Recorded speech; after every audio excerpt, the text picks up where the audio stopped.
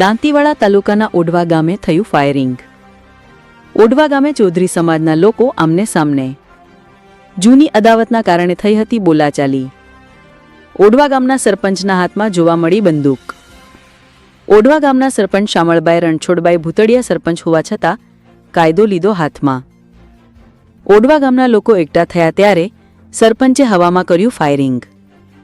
ફાયરિંગનો video થયો social મીડિયામાં viral.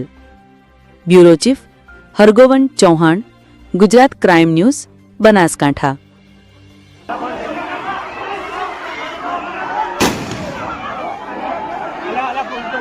हाँ उतारो, चालू चालू चालू बंदूक लेने आया तो सरपंच भड़ाका करो भड़ाका करो बहुत નફા દૂધ ઉત્પાદન મંડળીમાં સાધારણ સભા હતી નફા બાબતે।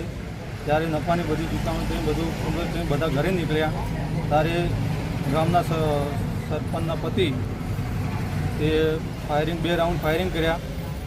તરત ગામ લોકો ભેગા થઈ ગયા ને લાકડી વડે હુમલો કરવા પડ્યો। મારા ઉપર 4 થી 5 માણસોએ હુમલો કર્યો।